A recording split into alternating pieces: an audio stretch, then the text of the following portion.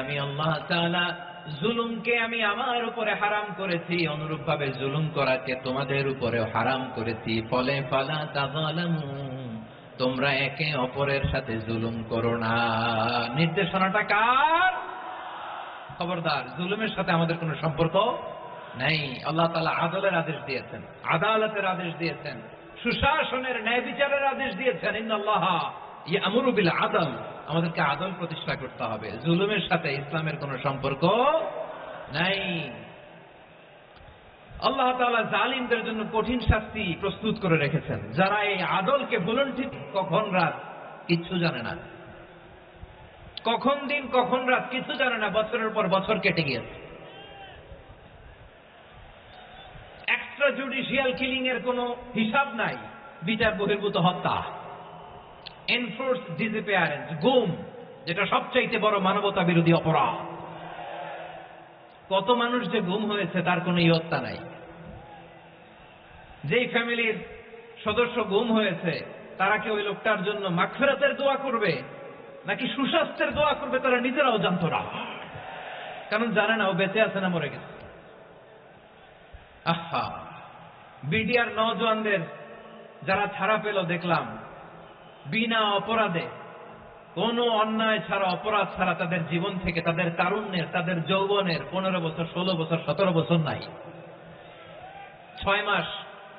6 মাস বয়সের ছোট বাচ্চাকে রেখে জেলে গেছে। 6 মাসের মেয়ে বেরোয় দেখে মেয়ের বয়স 17 বছর। মেয়ে বাবারে চিনে না, বাবা মেয়েরে চিনে না। মেয়েকে এখন বিয়ে দিয়ে আরেক ছেলের হাতে তুলে দিবে। মেয়ের শৈশব বাবা দেখে নাই, মেয়ের কৈশোর বাবা দেখে নাই, মেয়ের তারুণ্য দেখে নাই। আরেক যুবককে দেখলাম 14 বছরের 14 দিনের সংসার, 2 সপ্তাহের সংসার শেষে জেলে গেছে। কত যুবকের যে স্ত্রী চলে গিয়েছে ফ্যামিলি ছেড়ে, কারণ জানে না তো কবে আসবে, কি হবে, কেউ জানতো না। দাম্পত্য জীবনের মাত্র 14 দিনের স্মৃতি, এই স্মৃতিকে আঁকড়ে ধরে এক বোন 16টা বছর, 17টা বছর কাটিয়ে দিয়েছে। আমি নিউজটা দেখে ভাবলাম, আমার এই বোনের প্রতিটি দিন কিভাবে কেটেছে, প্রতিটি রাত কিভাবে কেটেছে, প্রতিটি ক্ষণ কিভাবে কেটেছে। বিশ্বনবী বলেছেন, ইত্তাকি দাওয়াতাল মাজলুম ফাইন্না লাইসা বাইনাহু ওয়া বাইনাল্লাহি হিজাব। মাজলুমের কান্নাকে ভয় করো, কারণ মাজলুমের কান্না আর আল্লাহর মাঝে কোনো পর্দা থাকে না। আমরা আর এরকম কোন জুলুম বাংলাদেশে দেখতে চাই না। জোরে বলেন ঠিক কিনা? আর কেউ নতুন করে জালিম হোক আপনারা চান? আবার নতুন করে কেউ ফ্যাসিস্ট হোক আপনারা চান? এক দল আরেক দলকে নিশ্চিহ্ন করার রাজনীতিতে মেতে উঠুক, এটা আপনারা চান? আমরা বাংলাদেশকে আদল দিয়ে সাজাতে চাই। আমরা এই 56,000 বর্গ মাইলের প্রতিটা ইঞ্চি মাটিকে কোরআনের আইন দিয়ে সাজাতে চাই। রাজি আছেন আপনারা? কারা কারা রাজি দেখান হাত তোলে আল্লাহকে।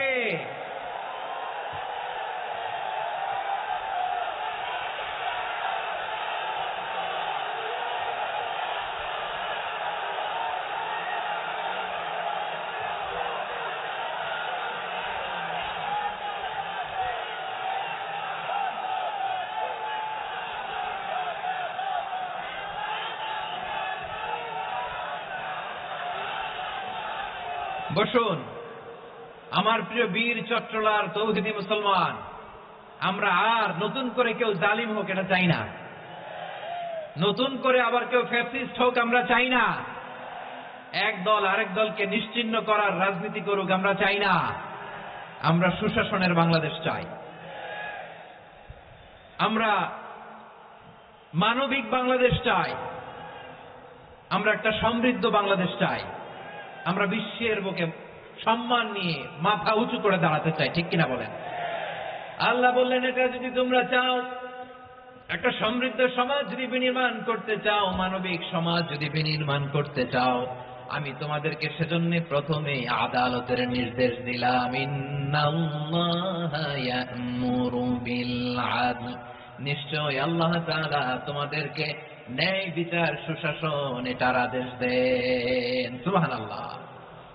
আদাল, ন্যায় বিচারের আদেশ আল্লাহ তাআলা কোরআনের বিভিন্ন আয়াতে দিয়েছেন। আল্লাহ তাআলা বলছেন, ইন্নাল্লাহা يأمركم أن تؤدوا الأمانات إلى أهلها وإذا حكمتم بين الناس أن تحكموا بالعدل إن الله نعم ما يعظكم به إن الله كان سميعا بصيرا আল্লাহ তাআলা বললেন, আল্লাহ আদেশ দিচ্ছেন যে ব্যক্তি আমানতের হকদার তার হাতে তোমরা আমানত পৌঁছে দাও।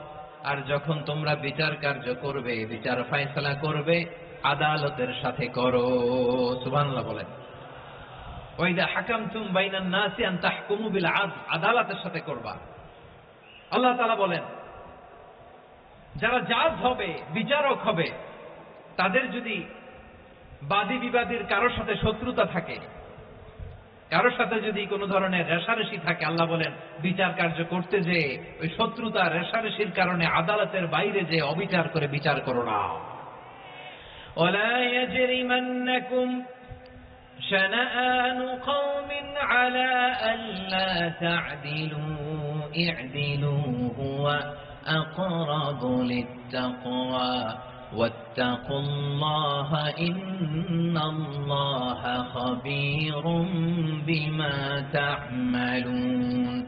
খবরদার কোন জাতির প্রতি, কোন গোষ্ঠীর প্রতি, কোন গোত্রের প্রতি আক্রোশ যেন তোমাদেরকে ন্যায় বিচার থেকে দূরে সরিয়ে না দেয়, বরং আমি আল্লাহর আদেশ হলো ই'দিলু, তোমরা আদল করো, ন্যায় বিচার করো, সুবিচার করো, সুশাসন প্রতিষ্ঠা করো। হুয়া আকরাবু লিত-তাকওয়া, এটাই তাকওয়ার সবচেয়ে কাছাকাছি। সুবহানাল্লাহ বলেন।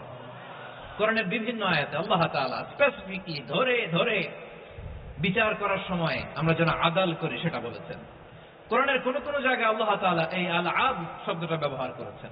আবার একই জিনিস ইনসাফ, সুবিচার, সুশাসন, ন্যায় বিচার, ন্যায় পরায়ণতা বুঝাতে আল্লাহ তাআলা কখনো কখনো আল-কিসত শব্দটা ব্যবহার করেছেন। আওয়াজ করে সবাই বলুন আল-কিসত। প্রিয় ভাইরা সবাই আওয়াজ করে আমার সাথে সাথে বলুন আল-কিসত। আল্লাহ তাআলা বলেন ওয়া ইন হাকামতা ফাহকুম বাইনাহুম বিল কিসতি ইন্নাল্লাহা ইউহিব্বুল মুকসিতিন। যখন তুমি বিচার করবে, বিশ্বনবীকে উদ্দেশ্য করে অ্যাড্রেস করে বললেন, নবী হে, ইহুদিরা কোনো বিষয়ে মীমাংসার জন্য যদি আপনার দরবারে আসে, যদি বিচার করতে হয়, খবরদার অবিচার করবেন না। ফয়সালা যেটা করবেন কিসতের সাথে করবেন, ন্যায় পরায়ণতার সাথে করবেন, কারণ ইন্নাল্লাহা ইউহিব্বুল মুকসিতিন, নিশ্চয় আল্লাহ রাব্বুল ইজ্জাত ন্যায় পরায়ণশীলদেরকে বড্ড ভালোবাসেন। সুবহানাল্লাহ বলেন। ন্যায় পরায়ণ লোকদেরকে আল্লাহ তাআলা বড্ড ভালোবাসেন। অন্য আয়াতে আল্লাহ তাআলা বলছেন وَنَضَعُ الْمَوَازِينَ الْقِسْطَ لِيَوْمِ الْقِيَامَةِ فَلَا تُظْلَمُ نَفْسٌ شَيْئًا। আমি কিয়ামতের দিন ন্যায় পরায়ণতার মানদণ্ড স্থাপন করব, যেটাকে আমরা মিজানের পাল্লা বলি। আল্লাহ বলেন ন্যায় বিচারের মানদণ্ড কিয়ামতের ময়দানে আমি আল্লাহ স্থাপন করব। সেদিন কারো প্রতি বিন্দু পরিমাণ, এক চুল পরিমাণ অবিচার করা হবে না, কোনো বিচার করা হবে না। সেদিন সুশাসন হবে, সুবিচার হবে, ন্যায় পরায়ণতার সাথে বিচার হবে। আওয়াজ করে পড়েন আল্লাহু আকবার। তাহলে প্রিয় ভাইরা, যে তিনটি বিষয়ে আল্লাহ তাআলা আমাদেরকে আদেশ দিয়েছেন, তার প্রথমটা হচ্ছে আদালত, ইনসাফ, সুবিচার, ন্যায় বিচার। এটা আমরা চাই কি চাই না? বিশ্বনবী ন্যায় বিচার, ন্যায় পরায়ণতা, সুশাসন প্রতিষ্ঠিত করেন কি করেন নাই? আপনারা বিশ্বনবীর সিরাত যারা পড়েছেন, আপনি দেখবেন বিশ্বনবীর সিরাতের পরতে পরতে, বাঁকে বাঁকে, সিরাতের বাঁকে বাঁকে এই আদালতের নমুনা মেলে। সুবহানাল্লাহ বলেন। ছোট্ট একটা নমুনা রাসূল সাল্লাল্লাহু আলাইহি ওয়াসাল্লামের সিরা আল আতরা থেকে ছোট্ট একটা নমুনা আপনাদের খেদমতে এখানে উপস্থাপন করি। বিশ্বনবী সাল্লাল্লাহু আলাইহি ওয়াসাল্লাম মক্কা বিজয় করলেন ৮ম হিজরিতে। মক্কা বিজয় শেষে তিনি কয়েক সপ্তাহ মক্কাতে অবস্থান করলেন। ইন দ্য মিন টাইম মক্কার একটা ভেরি প্রেস্টিজিয়াস এন্ড ডিগনিফাইড ফ্যামিলির নারী চুরিতে ধরা পড়ল। কিসে ধরা পড়ল? সবাই বলেন কিসে? আমাদের সমাজে আসেনি এটা? আছে? ছোট না বড়? হ্যাঁ, হিসাব করে শেষ করা যায় না। 3.25 কোটি টাকা নাই উন্নয়ন প্রকল্পের নামে। উন্নয়ন প্রকল্পের নামে 3.25 কোটি টাকা নাই। 3.25 কোটি টাকা লিখতে পারবেন আপনি? এক টানে লিখতে পারবেন? বুঝতেছেন কত বড় সংখ্যা? হ্যাঁ, বনু মাখজুমিয়া গোত্রের এক নারী মক্কায় চুরিতে ধরা পড়ল। বলেন তো চুরি করলে বিধান কি? কি কাটতে হবে? চুরির বিধান হলো হাত কেটে দাও। তাও সেটা গোপনে নয়, প্রকাশ্যে জনসম্মুখে হাত কেটে দাও। বনু মাখজুমিয়া গোত্রের নারী যখন চুরিতে ধরা পড়ল, সাহাবারা চিন্তায় পড়ে গেলেন। সবেমাত্র মক্কার লোকেরা কালিমা পড়ে মুসলমান হয়েছে, ইসলামের আইন কানুন তেমন জানে না, ইসলামী শরিয়ার সাথে বেশি পরিচিত নয়। এখন যদি বিশ্বনবী চুরির যেই বিধান এটা যদি কায়েম করে হাত যদি কেটে দেয়, না জানি মক্কার লোকেরা আবার বিগড়ে যায়, না জানি মক্কার লোকেরা আবার মুরতাদ হয়ে যায়, না জানি মক্কার লোকেরা ইসলাম থেকে দূরে সরে যায়। চলো চলো, সাহাবীরা মিলে পরামর্শ করলেন, চলো বিশ্বনবীর কাছে যে বলি, ও নবী, শুধু কেবলমাত্র একমাত্র এই নারীর জন্য চুরির হাত কাটার বিধানটা আপনি একটু থামিয়ে দেন।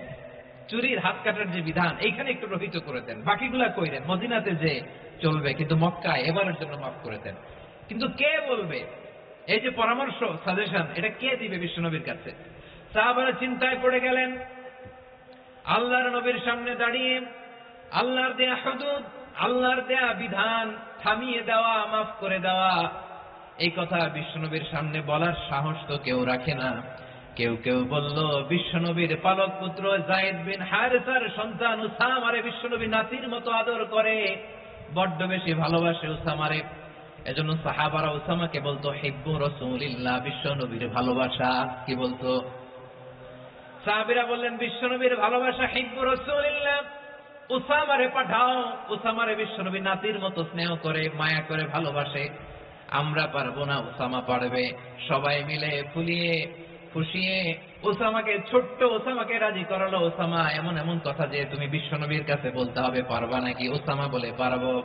সাইয়েদনা উসামা রাদিয়াল্লাহু তাআলা আনহু তরুণ সাহাবী বিশ্বনবীর কাছে গেলেন, যে বললেন, নবী, বনু মাখজুমিয়া গোত্রের এক নারী চুরিতে ধরা পড়েছে, এবারের জন্য কি এই মহিলাটারে মাফ করে দিলে হয় না? এবারের জন্য একটু ক্ষমা করা যায় না নবী?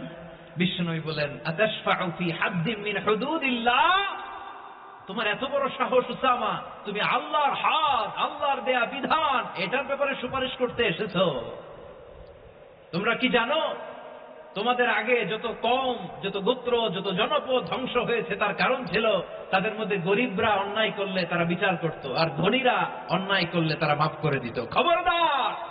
ওয়া আইমুল্লাহ লাউ আন্না ফাতিমাতা বিনতি মুহাম্মাদিন সারাকাত লাকাতা মুহাম্মাদুন ইয়াদাহা। বিশ্বনবী বললেন, আরে ওসামা, বানু মাখজুমিয়ার ওই প্রেস্টিজিয়াস এন্ড ডিগনিফাইড ফ্যামিলির মেয়ে তো দূর কি বাত, অনেক দূরের কথা।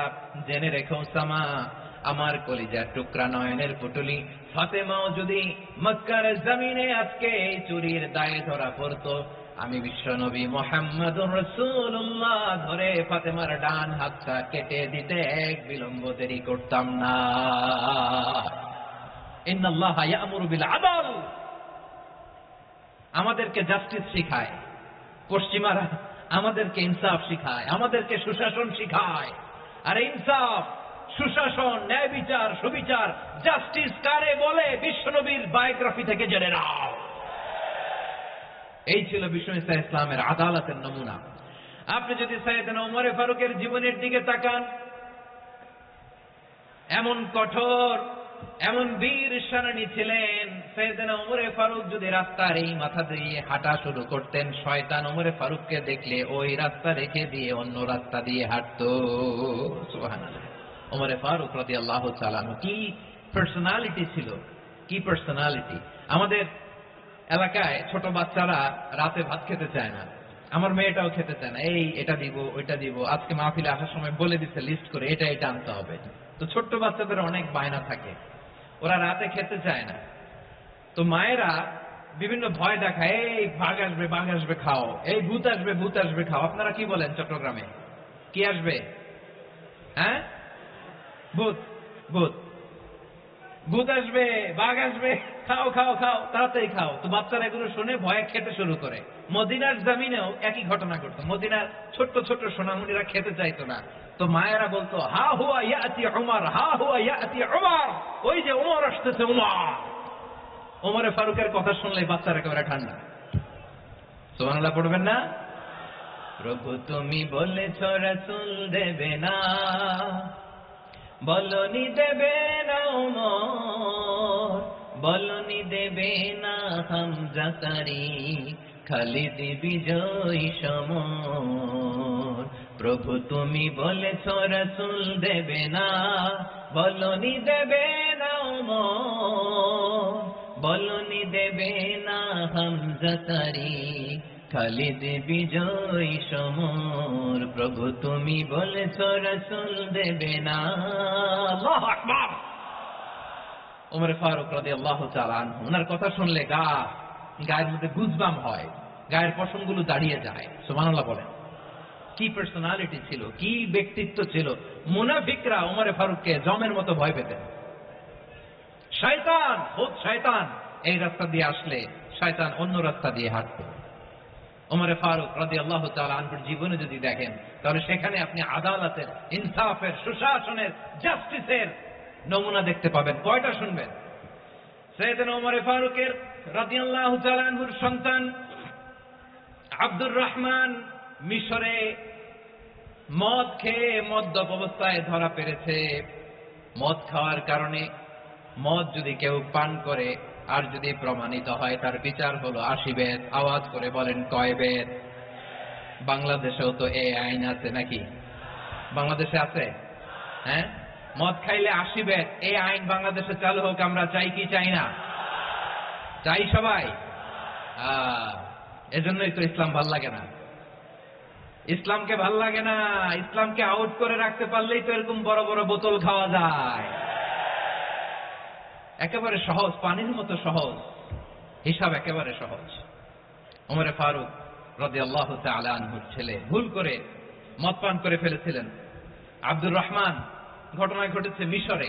মিশরের গভর্নর তখন আমর ইবনে আস রাদিয়াল্লাহু তাআলা আনহু। আব্দুর রহমানের ভাই যে গভর্নরকে বলল, গভর্নর যদি একটু দয়া করেন, খলিফার ছেলে আমার ভাই আব্দুর রহমান মদ্যপ অবস্থায় ধরা পড়েছে, জনসম্মুখে যদি আপনি বেত্রাঘাত করেন আমাদের প্রেস্টিজ থাকে না, যদি 80 বেত আপনি মারেন আমার কোনো কথা নাই, কিন্তু ঘরের ভেতরে মারেন। আব্দুর রহমানের ভাইয়ের সুপারিশ শুনে সাইয়েদনা আমর ইবনে আস রাদিয়াল্লাহু তাআলা আনহু রাজি হয়ে গেলেন। ঘরের ভেতরে লোকচক্ষুর আড়ালে 80 বেত তিনি মানলেন। কিন্তু ঘটনাক্রমে এই কথা লুকিয়ে লুকিয়ে ঘরের ভেতরে 80 বেত মারার কথা সাইয়েদনা ওমর ফারুক মদিনা থেকে জানতে পারলেন। মদিনা থেকে তিনি ফরমান জারি করলেন, এই বিচার যেমনটি আমর ইবনে আস আদায় করেছে, এটা প্রকৃতপক্ষে আদায় হয় নাই। আসো সবাই মদিনায় আসো, আমর ইবনে আস মদিনায় আসো, আব্দুর রহমানও আসো, সবাই আসো, জনসম্মুখে এই বিচার কার্যকর করতে হবে। সাইয়েদনা ওমর ফারুক মসজিদে নববীর পিলারের মধ্যে নিজের ছেলেকে বাঁধলেন, আবার জনসম্মুখে 80টা বেত তার গায়ের মধ্যে মারলেন। মাজমুয়ে ফাতাওয়া ইবনে তাইমিয়া রাহিমাহুল্লাহ উনি এটা নকল করেছেন। এটা সবচেয়ে বিশুদ্ধ মত। আরো অনেক মত আছে, মারা গেছে কবরের উপর, ওগুলো বাদে দিলাম। কেমন খলিফা ছিলেন, কেমন খলিফা! পশ্চিমারা